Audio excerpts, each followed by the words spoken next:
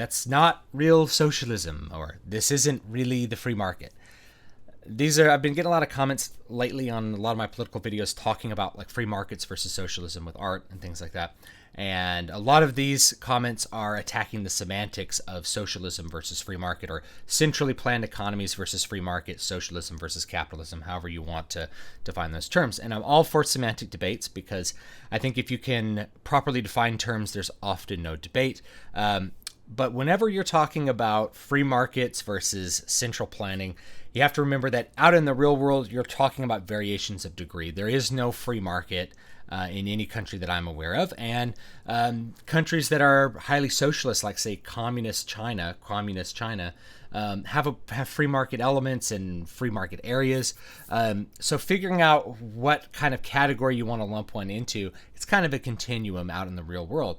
What's important is to look at the specific instances of what you're talking about. Like, here's the free market working here, and here's central planning working over here, and you can compare them. Even within these mixed systems, you can see how the free market works compared to a socialist part of the economy, a centrally planned and government owned part of the economy. So yes, the United States is not a capitalist country. It's not a free country. It's not a free market system. We have all kinds of things that intervene on the free market. We have government established monopolies for things like electricity, internet, cable. We have government established monopolies on like the way you build roads or who collects the tolls on the roads. We have government established monopolies on radio stations. They're not just the bands they broadcast on, but the type of music that they can play. It's regulated by the FCC. You even have this awful inversion that happens where banks gamble their money and lose it all in the market, and the taxpayers bail them out. So the politicians steal money from poor people and give it to rich people. It's like the opposite of what any socialist would want, or any capitalist. It's an awful thing. So there's nothing free market about stealing people's money and bailing out banks. In the free market, the banks would be allowed to fail. The toxic assets would be removed and sold off, and then the business cycle would begin again. But that's not what happened back in 2008. It was a privatization of profits and making public debts. Really, that's not free market, right? Likewise, if you go look at Scandinavia, and people say, Scandinavian countries are socialists. It's really, they're capitalist countries that just have a very extensive welfare state, because all the wealth generation part of the economy is essentially free market capitalism. It's not owned by the government. The government's not centrally planning all the parts of the economy, but there are parts that are centrally planned, especially in the EU. There's quotas on fishing and all kinds of things like that that cause problems between different nation states in the EU. But anyway, most of the wealth generation is just done through private enterprise, and you siphon off that value in the form of taxes and fund a welfare state with it. That's what we do in the United States. It's just done to a more extensive degree in Scandinavia, but we have a really huge welfare state in the United States. And most people who aren't on welfare aren't aware of how much money gets into the hands of people through various kinds of government programs like food stamps and housing allowances and all these sorts of things.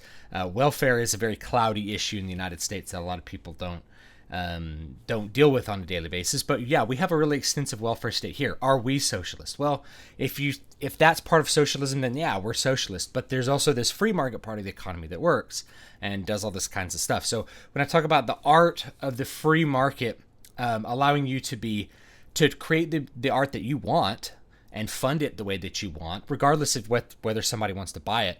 That's part of political freedom that comes with the economic freedom to put that out there. In countries that aren't politically free, which are incidentally also countries which aren't economically free, those two tend to really go together. You can have economic freedom without political freedom, but usually you've got equal measures of both. So most socialist countries, you're really not politically free at all. So if you were to put out art that the state didn't want, yeah, you'd get in trouble. In the USSR, you'd get thrown in like a mental institution for producing art that the state didn't approve of. In the United States, at least, we can do that. So when I talk about these Western professors having this delusional dream that they're going to like have their art fully funded through a socialist system, is just that. It's a pipe dream, because their art isn't going to serve the state. It's not going to do what the state wants it to do. It's not, the USSR actually funded lots of art, as people pointed out in the comments. It's totally correct. They even had like rock bands and things like that. And it was a lot of it was propaganda. But if you were doing something that wasn't part of what the state wanted art to be doing, the action that it wanted to be doing, or reflecting the values it wanted to reflect, you were in like actual danger. Versus here, if you do something that the state doesn't approve of, you're pretty much just left alone. You don't get money from the state if you're not making things like Piss Christ, but at least you won't. At least you're politically free to be able to make it, and you're also economically free to be able to fund it, which is not necessarily the case in. No, it's usually not the case in most socialist countries, because you're very limited in your ability to acquire economic resources for yourself. So yes, we're talking about a continuum, but it's important to look at some of the specific examples. Another specific example with this that I could talk about in the United States, we have really strong copyright laws here. In fact, they're too strong to the point where they are absurd. If you don't like Star Trek Discovery, I actually haven't watched it. People are asking me to review it. I'm like, I don't have a CBS All Access subscription. I don't want to get one. I'm not willing to get one for a Star Trek show, especially one that I just don't have that much confidence in at this point.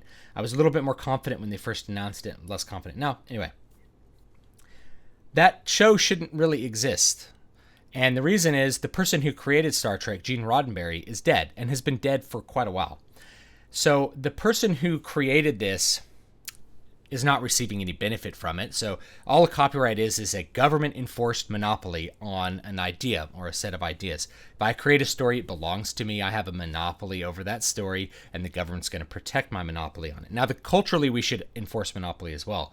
We shouldn't say like, oh, anyone can just, if George Lucas is alive, anyone can produce Star Wars movies. Anyone can produce them, but we're not going to attribute them to being as actually part of the canon unless George Lucas says they are, because he's the creator, right? And I know he sold this to a corporation, but corporate ownership of intellectual property is really bizarre in this case, because no one who created Star Trek is really benefiting from it, and no one who created it is around at CBS anymore. So anyone that was involved in the original creation of the value of Star Trek is in no way involved in it now, nor are they producing any of the value or receiving any of the value. It's a corporation that's receiving the value, a fictional entity that actually doesn't exist. You can't put your hand on a corporation. You can't point to a corporation. There's people who work for a corporation, but a corporation's it's an idea. It's not a person. So to say, oh, corporation benefits, that's like saying a rock benefit. A rock can benefit from something because it physically exists. Like, corporations aren't real. They're just a fictitious idea we use to organize people. The benefit of corporate IP ownership, though, is that like you can coordinate a lot of resources to make like a big Star Trek movie. So there's, costs and benefits. But it's really ridiculous to think that years, decades after the creator has died, a company still is able to sue people for making other Star Trek movies. Like, that's really ridiculous. That stifles creativity. That's really not part of the free market, especially when all the fans of Star Trek want to see the fan films more than they want to see the official movies and shows of it. So you have these instances like this that people often don't think about. They're like, well, they don't really think that copyright law is kind of an invasion of the free market by government to create monopolies where they otherwise might not be. But it essentially gives CBS the right to sue people in a court of law who want to generate something in a setting that Gene Roddenberry created like 50 years ago, 60 years ago. It's really bizarre when you stop and think about it, and it's definitely not free market. But anyway, that's my point, is that these things are kind of a continuum. You want to look at the specific examples when you talk about it. They're not two sides to the same coin, because the flip side is just more government problems, right? Capitalist countries do better because the free market generates a huge amount of wealth. That's more wealth that the government can kind of siphon up and create huge things like trillion-dollar wars with. So the benefit of the free market in terms of wealth production, I think, is really obvious. Problem is, it also creates a really powerful government that has a lot of money and can do bad things with that money. So on both sides of that coin, the problem is really government. The coin is government, and government power specifically. When you invest concentrated power in people, it attracts people, and it attracts the kind of people you don't want to have power. It is that ring of power.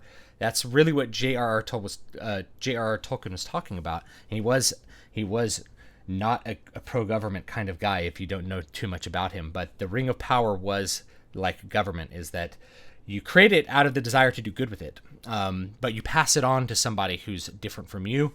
If you create it with the most benevolent person in mind, you end up passing it on to a different kind of person who uses it in ways that you don't expect. And through the power of it, it corrupts you. You become a corrupt politician, and you end up just going down that dark path, and you end up with the big octopus behemoth of the United States government, or most Western governments and things like the EU, that kind of put their tentacles into everyone's lives and suck up a lot of wealth. So anyway, I'm not sure where all those lie on the continuum, but I like looking at specific examples. I guess that's all I have to say about this particular topic. Keep debating the semantics, though, because you want to have good definitions that you can actually describe reality with, right? So have a good one. I will see you guys next time, and keep up the good conversations.